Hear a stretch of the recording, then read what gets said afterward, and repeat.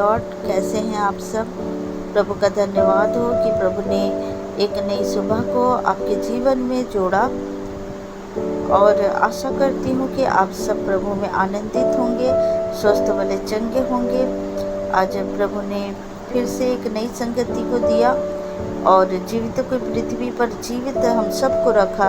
इसके लिए प्रभु का लाखों लाखों धन्यवाद करते हैं। प्रियो, आज फिर से हम इस संगति को करते हैं और वचनों से हम सीखते हैं कि अंतिम दिनों में अधर्म किस तरह से बढ़ेगा। जब हम दूसरा तीमुथियुस में पढ़ते हैं 3 अध्याय में कि अंतिम दिनों में अधर्म किस तरह से कार्य करेगा। जब हम देखते हैं तीमुथियुस को पौलुस सलाह देते हैं और कुछ बातों को उनसे करते हैं और कहते हैं कि अंतिम दिनों में किस तरह से लोगों के बीच में अधर्म होगा, अधर्म फैलेगा। हालेलुया। हम सभी कोई अपने अपने बाइबल को निकाल ले और इस आयतों में आप मनन करें। आइए प्रियो, 2 तीमुथियुस निकाले और 3 अध्याय। पर यह इस मनन रख कि अंतिम दिनों में कठिन समय आएंगे, क्योंकि मनुष्य स्वार्थी, लोभी, डिंगमार, अभिमानी, निंदक, माता पिता की आज्ञा टालने वाले, कृतज्ञ, अपवित्र, दया रहित, क्षमा रहित, दोष लगाने वाले, असंयमी, कठोर, भले के बैरी, विश्वासघाती, ढीठ, घमंडी और परमेश्वर के नहीं वरन सुख विलास ही के चाहने वाले होंगे। वे भक्ति का भेष तो धरेंगे पर उसकी शक्ति को ना मानेंगे। ऐसों से परे रहना।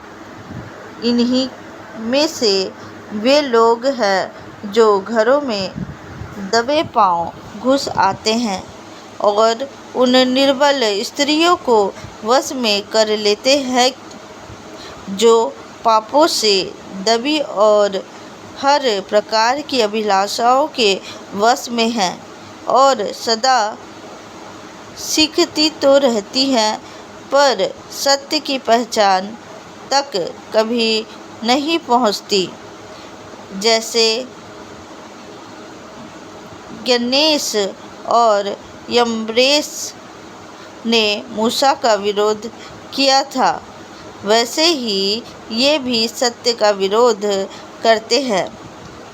ये ऐसे मनुष्य हैं जिनकी बुद्धि भ्रष्ट हो गई है और वे विश्वास के विषय में निकम्मे हैं, पर वे इससे आगे नहीं बढ़ सकते, क्योंकि जैसे उनकी अज्ञानता सब मनुष्यों पर प्रकट हो गई थी, वैसे ही उनकी भी हो जाएगी।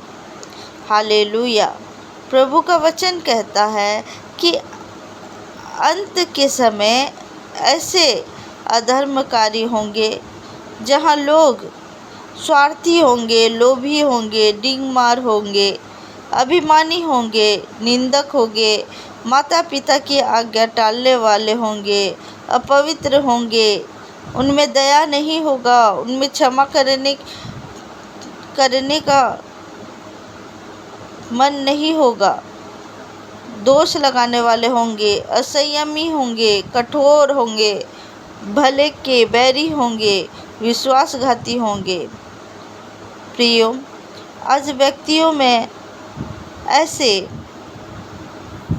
बहुत से लोग हैं जिनके अंदर ये सब चीज़ें पाए जाते हैं।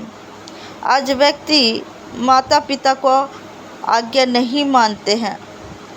आज व्यक्ति में दया नहीं है, क्षमा करने का मन नहीं है। वो दोष लगाते हैं एक दूसरे को। वो कठोर हो गए हैं, वो विश्वासघाती हो गए हैं। आज मनुष्यों पर पाया जाता है। ये सभी चीज़ें मनुष्यों के जीवन में पाया जाता है और लोग दूसरे के ऊपर दोष लगाते हैं लेकिन अपने गलतियों को नहीं देखते हैं। प्रियो, प्रभु का वचन कहता है कि लोग अंत के समय ऐसा करेंगे। तीमुथियुस को विशेष निर्देश, जब पौलुस विशेष निर्देश देते हैं, परंतु तूने उपदेश, चाल चलन, मनसा, विश्वास, सहनशीलता, प्रेम, धीरज और सताए जाने और दुख उठाने में मेरा साथ दिया, और ऐसे दुखों में भी जो अंताकिया और इकुनियुम और लुस्त्रा में मुझ पर पड़े थे, और अन्य दुखों में भी जो मैंने उठाए हैं, परंतु प्रभु ने मुझे उन सब से छुड़ा लिया। पर जितने मसीह यीशु में भक्ति के साथ जीवन बिताना चाहते हैं वे सब सताए जाएंगे। परंतु दुष्ट और बहकाने वाले धोखा देते हुए और धोखा खाते हुए बिगड़ते चले जाएंगे। पर तू उन बातों पर जो तूने सीखी है और विश्वास किया है, यह जानकर दृढ़ बना रह कि तूने उन्हें किन लोगों से सीखा है, और बचपन से पवित्र शास्त्र तेरा जाना हुआ है, जो तुझे मसीह पर विश्वास करने से उद्धार प्राप्त करने के लिए बुद्धिमान बना सकता है। संपूर्ण पवित्र शास्त्र परमेश्वर की प्रेरणा में रचा गया है और उपदेश और समझने और सुधारने और धार्मिकता की शिक्षा के लिए लाभदायक है, ताकि परमेश्वर का जन सिद्ध बने और हर एक भले काम के लिए तत्पर हो जाए। Hallelujah, hallelujah. प्रियो, हमें उस इंसान की तरह नहीं बनना है जो स्वार्थी है, लोभी है, डिंगमार है। ऐसे व्यक्ति नहीं बनना है, क्योंकि अंत के दिनों में ये सब होगा और आज आप सब देख सकते हो कि हो भी रहा है। परंतु हमें प्रभु के वचन में रहना है, परंतु हम वचन के अनुसार हम बने, ना कि संसार के अनुसार हम बने, क्योंकि प्रभु पर हम विश्वास किए हैं और हम प्रभु के पीछे चलने वाले, प्रभु के वचन को मानने वाले व्यक्ति हैं। इसलिए प्रियो, हमें प्रभु ने अपना वचन दिया, प्रभु ने अपनी आज्ञाएं दी है और हमें उसी को मानते हुए हमें चलना है, क्योंकि अंत के समय ये सब होने वाला है और हो भी रहा है, जैसे आप लोग देखते हैं। लेकिन हमें धार्मिकता की शिक्षा को अपनाना है। हमें लोगों के ऊपर दोष नहीं लगाना है। हमारे अंदर धार्मिकता की शिक्षा के लिए लाभ को प्राप्त करना है, क्योंकि धार्मिकता की शिक्षा लाभदायक है। हालेलुया, ताकि परमेश्वर का जन सिद्ध बने। परमेश्वर का जन परमेश्वर के वचनों को मानने के द्वारा वो सिद्ध बनता है और हर एक भले काम के लिए तत्पर हो जाए। हालेलुया। हर एक भले काम के लिए तत्पर होना है। अपने अंदर जो बुराई है उसे छोड़ देना है। अन्य संसारिक लोगों की जैसे खुद को नहीं बनना है, जो दया रहित, क्षमा रहित है, जो दोष लगाने वाले हैं, जिनमें असंयमितता है, जिनमें कठोरता है, जिनमें भले के बैरी विश्वासघाती है, जो बड़ी बड़ी बातें बोलती है, डिंग मारते हैं, ऐसे लोगों जैसे नहीं बनना है। प्रियो, हम वचन को मानने वाले वो धर्मी जन हैं जो प्रभु के वचनों को मानते हैं और प्रभु के ऊपर पूर्ण विश्वास रखते हैं, क्योंकि प्रभु हमारी दुआ को सुनते हैं और प्रभु हमारे कमी घटी को दूर करते हैं। प्रियो, आज हम सबको इन वचनों को सुनने के द्वारा अपने जीवन में अगर कोई भी ऐसी चीज़ें हैं तो उन्हें आज ही निकाल दीजिए। आज ही उन चीज़ों को करना छोड़ दीजिए और प्रभु में वो धर्मी जन की तरह अपनी ज़िंदगी को बिताइए और प्रभु में आनंदित रहिए।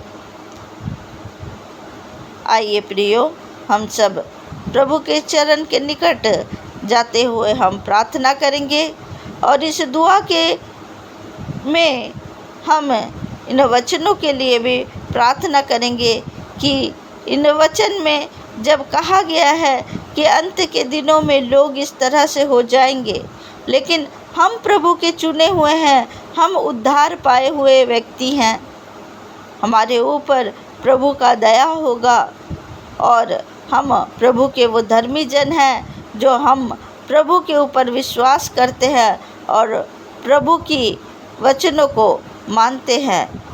आइए प्रियो, हम प्रार्थना में जाएंगे।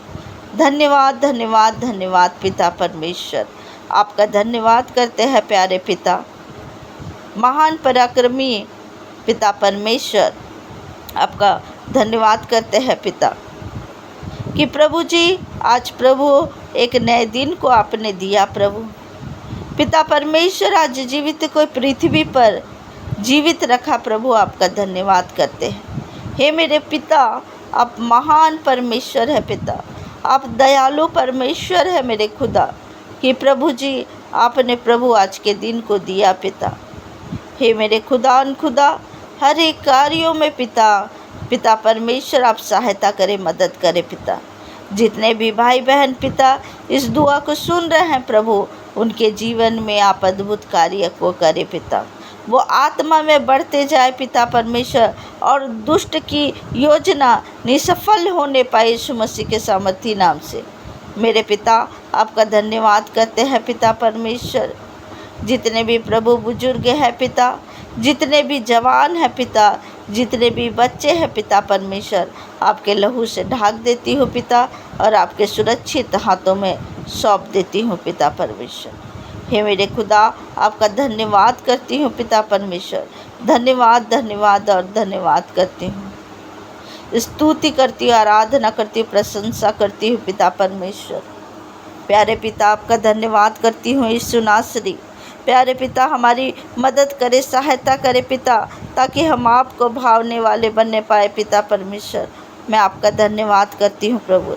दिन भर हर एक कार्यों में आप सहायता मदद करना पिता। मेरे पिता परमेश्वर, आपकी इच्छा हमारे जीवन में पूरी होने पाए पिता परमेश्वर। हे खुदा, आपका धन्यवाद धन्यवाद और धन्यवाद करती हूँ और इस दुआ को धार करते यीशु नासरी के नाम से मांगती हूँ। सुनिए और स्वर्ग में ग्रहण करे। आमीन आमीन आमीन। सभी को गॉड ब्लेस यू।